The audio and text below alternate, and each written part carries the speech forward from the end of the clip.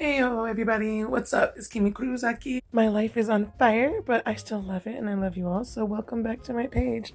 I'm excited and I am your accountability queen bee. Let's get right into this.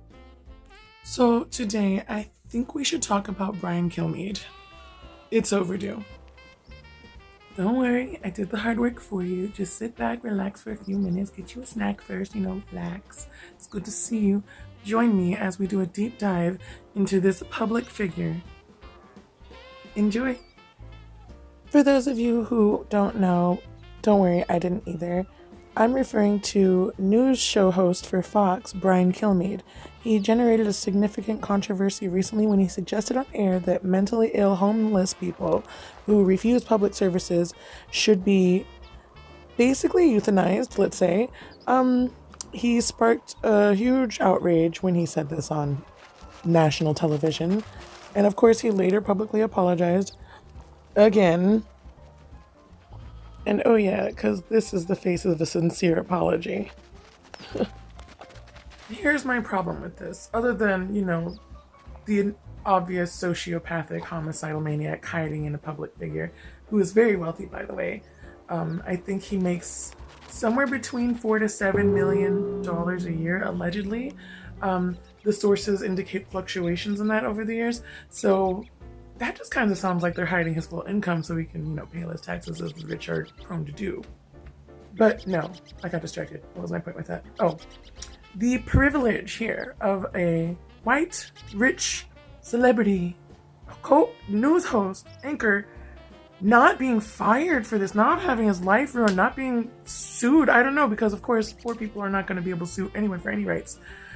Our rights, all the poor people's rights, and all subjugated minority classes, all this intersectional things combined, are being taken away more and more each day. It's to the point where everyone feels like that we're powerless against such wealthy tycoons, and all they have to do is once in a while fake an apology here and there until they're like, I don't know, president or something, right? Even if they don't become president, they'll just get pardoned by one that's like a criminal warlord, let's say. The man has written a number of books. Let's say some are historically based and some are sports metaphor themed, all of which you have to remember are written by a man who is far right leaning, of course. Not the party that's trying to get rid of history in our country, rewriting history novels. Cool. There are several well-documented occasions of Kilmeade saying really horrible things on the air. In 2010, he said, "Not all Muslims are terrorists, but all terrorists are Muslims." He later said he misspoke. I mean, the guy doesn't seem to learn his lesson. From ridiculing someone for having a beard whose son was just released from captivity, to having to repeatedly apologize for saying very ethnically racial things on air. Supporting an anti-religious organization is kind of a terrorist thing to do, don't you think? You're not an American hero, you're racist. On July 8th, 2009, Kilmeade and two co-hosts were discussing a study that, based on research done in Finland and Sweden, showed people who stay married are less likely to develop Alzheimer's disease. Kilmeade, whose paternal grandfather was Irish, commented, "In the US, we keep marrying other species and other ethnics." Ignoring attempts by co-host Gretchen Carlson, who is of Swedish descent, to interrupt him, he added, "See, the problem is the Swedes have pure genes. Because they marry other Swedes. Finns marry other Finns, so they have a pure society. In America, we marry everybody. We marry Italians and Irish." On July 20th, 2009, Kilmeade apologized for his remarks, saying, "I made comments that were offensive to many people. That was not my intention." And I'm not going to read the rest of his apology. You all know he's not sincere, or he wouldn't repeatedly be like this all the time. On June 3rd, 2014, Kilmeade made a reference about Bowie Bergdahl's father on air, stating, he was growing a beard because his son was in captivity. Well, your son's out now, so if you really don't want to no longer look like a member of the Taliban, you don't have to look like a member of the Taliban. Are you out of razors? The audacity of this man. The dude's son was just released from captivity. I'm pretty sure his first thought isn't, I need to go to sports clips. Secondly, who gives a fuck about the man's hairdo, his beard? I swear, conservative, straight, right-wing Republican nutjobs are more gay than they are ever willing to admit out loud. There's a whole lot to read about the mistakes this guy has made on national or international television, but you can pause and read any of that here. I'm just coming to the quote that brought me to this. On September 10th, 2025, during a Fox and Friends segment discussing the killing of Irina Zarutska by a homeless man with schizophrenia, co-host Lauren B. Jones argued that mentally ill homeless people who refuse treatment should be forced to either take the resources that we're going to give you, or you decide that you are going to be locked up in jail. Wonderful. Oh my god.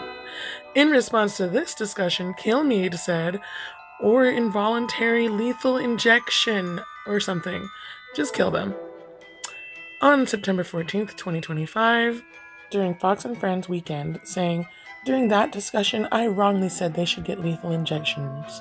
I apologize for that extremely callous remark. I'm obviously aware that not all mentally ill homeless people act as the perpetrator did in North Carolina, and that so many people deserve our empathy and compassion. Yeah, I'm sensing a theme here where every other year or so this guy just says whatever unhinged, off-the-wall wild shit he can get away with and then apologize publicly. Diabolical, because here is a 60 Minutes quote where he was basically accusing the person asking any questions of Donald Trump of pushing an agenda, for asking questions as they're wont to do. Also, it's worth noting that in defense of Donald Trump on June 22nd, 2018, in defense of their family separation policy, he said, like it or not, these are not our kids, in reference to children of immigrants who illegally crossed the Mexican-U.S. border who had been separated from their parents and put in detainment. The children that they show sleeping on concrete floors for months, weeks, who knows at a time, with foil for blankets and each other huddled together for warmth. That heartbreak that we've become desensitized to in this country and world.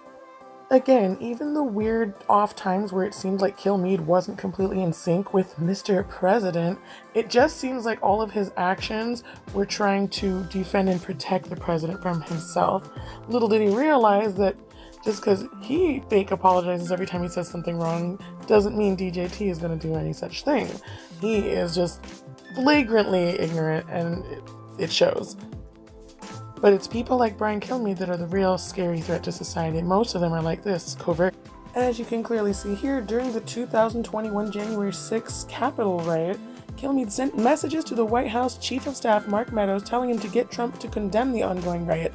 Kilmeade wrote, please get him on TV, and they're destroying everything you have accomplished. So he was pleading to help the president, to defend his image, actually. Good old Brian Kilmeade, gotta love him. I would never consider myself a political person, but I just realized that was society's way of keeping people stuck in the system that's set up now. The one that just props up super ultra wealthy people and then pits all the regular normal working people against each other. We all need to come together and realize patriarchy holds us all down. It does. It makes men think that they have to support all the women in their lives completely, but that they can't, so that they're failures and they're going to resent the women who are saying, but we're not paid enough either. Meanwhile, the status quo is being questioned and they're already struggling now. So they're like, okay, so Mexicans are stealing our money and women now? No. And there are quite a few awake individuals that know better, that are like, yeah, maybe the billionaires of the world shouldn't be becoming trillionaires right now. And the Brian Kilmeades of the world should be facing actual accountability. And Trump too, while we're at it, because the day of reckoning will come. And especially for these really super saying that they're so religious and Christian wannabes. This is not Christian. Nothing about this is Christian. In fact, this is driving more people away from religion, especially Christianity, than anything else ever before. This timeline right now, 2025, holy moly, I've never seen people talk so openly about removing women's rights or questioning the president is treasonous. That is some dictator type authoritarian government type stuff. So we all need to wake up and stop being like, oh, I'm not political, I'm not religious, and snap open eyes, pay attention. People like this will be the future presidents because they're propped up by billionaire corporations. And people like us We need to find small ways to fight back. Stop funneling money to the billionaires that already are taking the majority of the wealth of the world. Stop giving it back to them. Thrift stores. Shop local. Boycott Starbucks, Amazon, all the big retails, Target. Like, anything that's unethical at this point in history is no longer acceptable for us to just roll over and take it. We all have to do our part. Look out for each other, our neighbors. We can't just bury our heads in the sand and ostrich this out till it's over, because it comes for us all. This will come for your daughters and your grandchildren. If women's rights are taken away and minorities' rights are taken away, and this whole country is even more turned white and gentrified, and the culture is leached out of it, it will only create a smaller and smaller box to fit into until there is no room for anybody to move or breathe. But it's not all doom and gloom. I do believe that society will be on the upswing again someday. It just takes us, we the people, uniting together in love, kindness, community, just partnership, uplifting one another. We can't just do this everyone fend for themselves crap anymore. This isn't about what gender you are or what race you are. If not all human rights are defended, then none of us are safe. So I just want to thank you all so much and remind you that the world is a beautiful place. I mean, just look around at the natural beauty of it, and we as humans can do to protect what's left of it and encourage a brighter future for everybody. Stay safe out there, educate yourselves, peace, and as always, subscribe.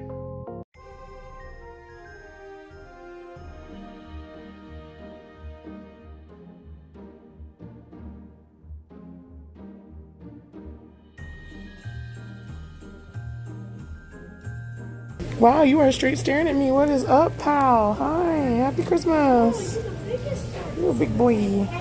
They like their heat lamps too. Look at, they're both under the heat lamps. And there's a baby. Oh, these must be the parents. Hello, baby. Oh my gosh. There's words on the wall. My name is Tank. I'm 130 pounds. I'm 225. I'm around 30 years old. My name is Crystal. I'm 100 pounds. I'm 28 years old. Oh, that's the parents. Hi, Tank and Crystal. Crystal. I don't know how to say your name, sorry. And hello, baby. I guess I have to paint one for you still. Hi, baby.